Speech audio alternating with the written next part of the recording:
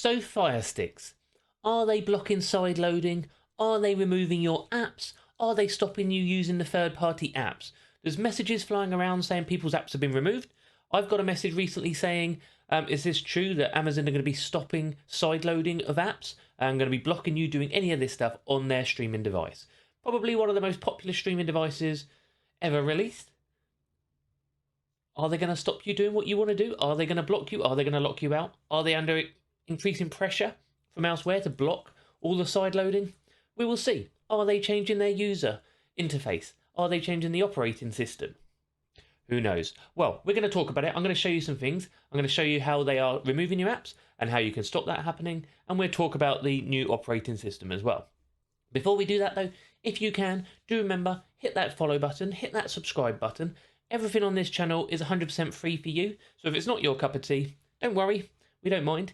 If it is your cup of tea and you do enjoy it, do remember to comment underneath and let us know your thoughts on the video and your thoughts on Amazon Firesticks, whether you've changed device, whether you've stuck with your Fire Stick, that sort of thing.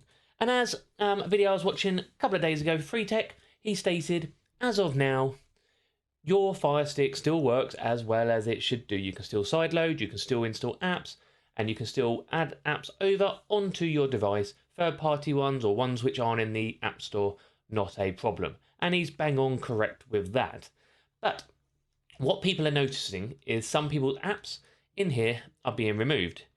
And they may be apps that you actually use quite regularly. And I'm going to show you how that is happening and why it is happening, and how you can, if you do want to keep the setting on, you can actually make it so it deletes the correct apps, not the ones that you don't want it to remove. So in your settings, under applications, on majority of Fire TV devices now, you have the option of automatic offload. Let me know if you have that on your device. And some people like it, some people don't like it. For me personally, I manage my Fire Stick well. I don't want the automatic offload. So automatically offloads unused apps when your Fire TV is low on storage space. App data will be saved so you can easily reinstall the apps later. So it will remove the app, it will put it in its sort of cloud system, you can reinstall it back on, and you don't need to reset it up or log in again, it's all saved on your system. But what is happening to a lot of people is it is removing apps that people use regularly.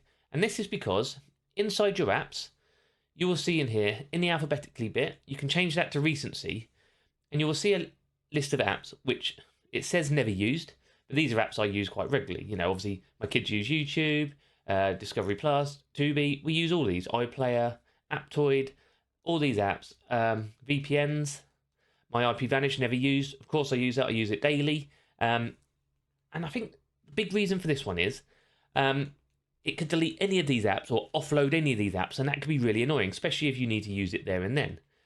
But in our settings, under preferences, in our privacy settings, in here, we have collect app usage data. Okay, allow App Store to collect information on the frequency and duration of use of downloaded apps. And we all turn that off because we don't really want them knowing what we're doing. But I'm assuming if that is on, it will be able to collect the app usage data so it will know which apps you're using. So when you do the offload, if you do keep your offload setting on, it should be able to correctly offload the apps you aren't using. Does that make sense? Let me know if that makes sense to you underneath. So if you're planning on keeping on the offload, you like that setting, keep this setting turned on as well. Me personally though, I recommend turning them both off. So you turn off all your privacy settings there, and in your applications, automatic offload you turn off.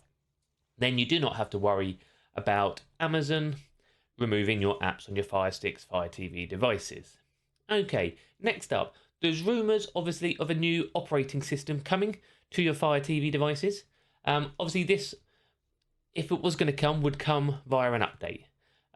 People say you should block updates. Personally, you should keep your device fully updated constantly as you can, because this is for security and they do put patches through and everything like that. So keep it updated. That's one thing. Secondly, this new operating system, the new Vega operating system, has not been confirmed to be coming to your Fire Stick or Fire TV device.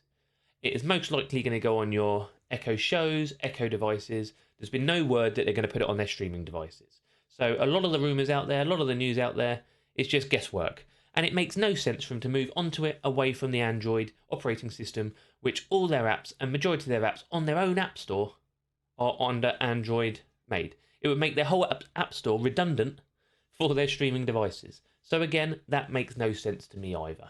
So let me know your thoughts on those, guys, underneath. Nice video for you today, just to share with you how to stop those things. Don't worry about things. Your Fire Stick will still work like it did. You buy a new Fire Stick, it will still work.